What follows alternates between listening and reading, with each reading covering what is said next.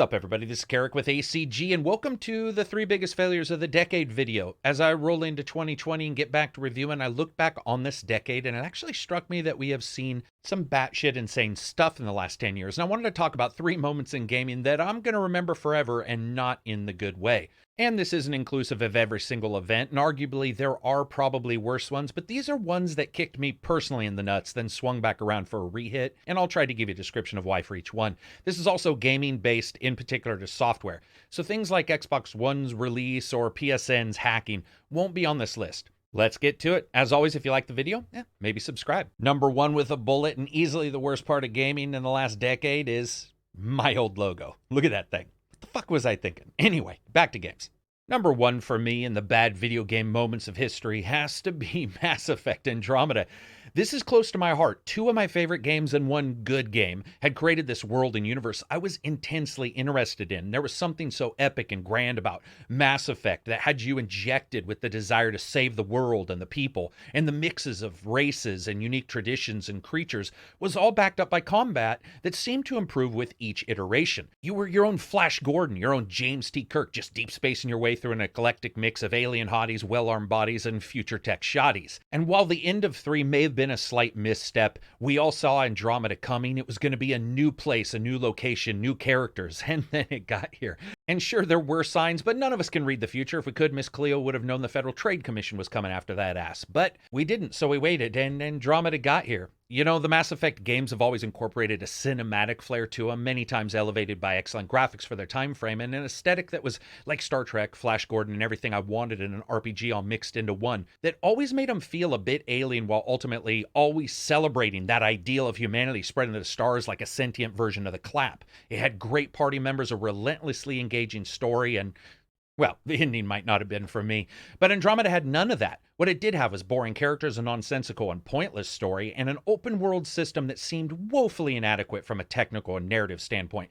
It was like the devs thought everything's better open world, let's do that, which is the equivalent of somebody breaking out the Commodore 64 and thinking GTA 5 is better, let's make that. Also, somehow, they made the game look bad almost all the time, from the patented murder face technology to the scale of almost everything in the game world being wrong.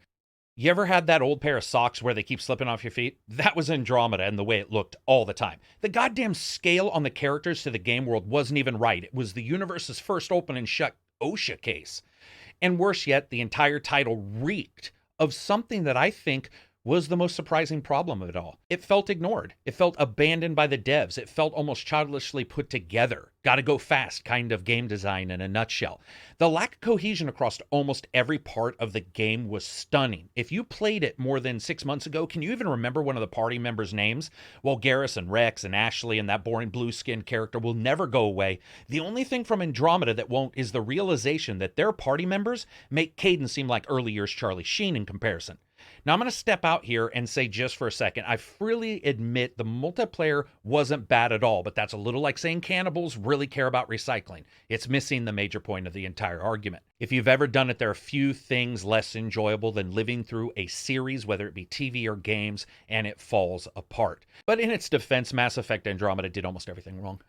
It's not a defense, but I have to hand it to him. To so stunningly not give a fuck and release a major series title like that takes the kind of balls that get into world record websites under the title Last Seen Heading Towards the Moon, or get you in the same group as Ubisoft when they released Unity. It wasn't an absolutely terrible standalone game. Nevertheless, as a measurement for judging failure of continuing a series and its movement forward, it is one of the notches on the yardstick for sure. And that brings us to the second in this list of woe. That's Anthem. Now, somehow, BioWare looked at the barren womb left over by the lifeless Andromeda and thought to themselves, you know what? I bet we can do better. Better, of course, in this sense, meaning way, way worse. Who needs a reminder of this? Third-person gameplay, power suits and missile batteries, awesome laser weapons, Iron Man-style gameplay, and a huge world to explore, new races to meet. Anthem had 2 of those. When Anthem arrived, it was an abomination of loading screens. It was a boring world, terrible event design mixed with weak-ass gameplay cycles, and then rubbed down with some of the longest loading times ever. We're talking almost longer than some of the shorter missions themselves. Everything in Anthem was lackluster or worse, but not in the same way that Andromeda was. Here you could see some of the work done. There was polish in some places, but it was like someone polished up 11 other games, cut them into pieces, then glued them together using programmers that just got a Java certification. nothing felt cohesive at all. The first time you walk through that boring-ass city with its twists and turns only to meet that one quest giver who says, "Hey man, thanks for coming. Check back later," you realize right away what you're in for. By the way, the next mission you go on will probably take longer than it took me to say that. The masters at BioWare showed the hubris and ego are twins, and not the cool type, but the kind that shows up as bad guys like those two chalky-ass white dudes in the Matrix movies. They slow everything down, and worse yet, they're remembered more than anything you may do right.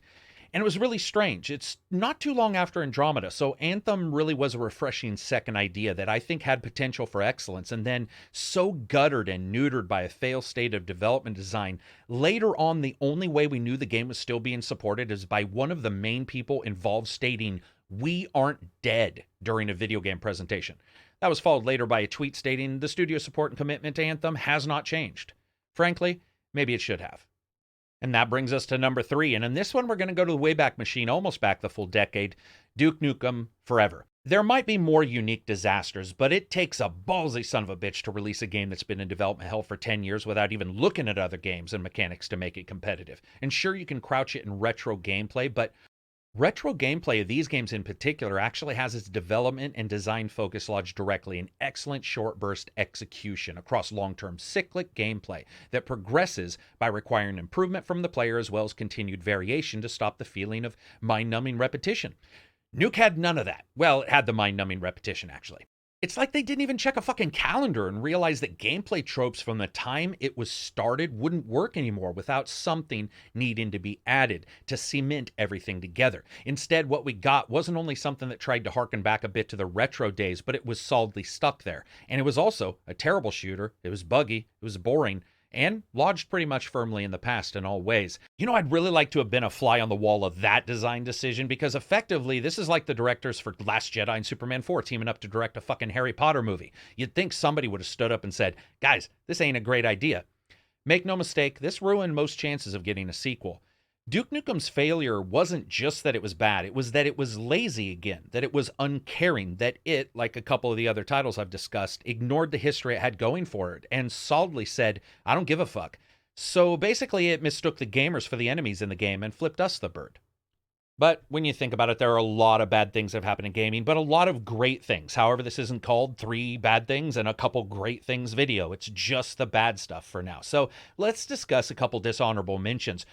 Fallout 76 absolutely has to be mentioned. I haven't played it a ton, so I didn't want to put it in my list because I didn't think that'd be fair. Of course, you got Breakpoint, which really was the breaking point of a lot of us gamers. And another 2 titles that went out there and almost single-handedly executed their representative franchises were Halo Master Chief Collection when it first got released. This thing was the main IP for an entire ecosystem, and it's released in a form that was nowhere near acceptable. Or Assassin's Creed Unity, which was shocking in just how poorly it was put together. And one of the major dishonorable mentions has to be Alien Colonial Marines. The less said about this game, the better. I'm pretty sure most gamers would rather have a chest burster bust out of their testicles or ovaries and sprint across the room than play that piece of shit. But for every piece of shit, there's a lot of great games out there. And I get it. Some people actually may like the games I mentioned or the games that people are going to mention in the comments section. There's no harm in that, but let's not pretend there isn't a difference between liking them and pretending that they're good. One's a nice vacation to Vegas. The other is basically going there and paying for gonorrhea and then somehow being proud of it. So that's it for me. I hope you guys love these videos. Give it a thumbs up if you did. Thumbs down if you didn't. Comment if you have your own horrible things that have occurred in-game. I'd love to hear from you. As always, iTunes, Spotify, ACG, the best gaming podcast is on both of those. We've got as high as number 12 a couple times, which is pretty crazy considering I only get the podcast and a couple other things on there. Speaking of the podcast, 10:30 a.m. Pacific Standard Time on Twitch. Every single Friday, you can find us there. I said every single Friday, it just dawned on me we didn't last Friday because I was dead tired, but it's the first one we've missed in like 9 months. Also, the VODs are there, so if you want to catch an older podcast or see my thoughts on some games that I didn't get to review, you can always go there for the past 6 months, and you can see everything I've done. Hey, you know what? Let's do something we've never done before. Let's do a Patreon discussion. Just joking. I do these all the time, and I know some people get mad, but you know what? You're going to have to live with it because we're in a weird situation. I've tried to diversify across different platforms. You guys know that I don't do the typical PC bullcrap. I don't do the typical BS when it comes to PR, and that really does affect the channel and what I can do. Patrons absolutely help that. So if I've saved you any money, jump into the Discord with us. It's a great place. If I found you a game that you didn't know you'd like, maybe do the same. But it really does help, and it does show support in a way that allows me to sort of branch out, especially like, for instance, this last 2 months, I think it was November and October, November and September. November and October, I can't fucking remember. But 2 months, I wasn't able to really get to the computer to do some of the reviews I wanted to do. And I didn't get to cover a couple of big games. And I know some people are just absolutely beside themselves about that. But, you know, with over 9,000 games released a year, I try to do as many as I can. And the patrons helped out. They allow for a flexibility that a channel like mine that doesn't do all of the crazy additional stuff, that doesn't have 1,000 links for 1,000 different companies that you can get affiliate codes for. It can be one of those things where the patron support is the big driver for the channel. And they always have been. And I really appreciate it. And we'd love to have you come by. Peace out and enjoy the rest of your week.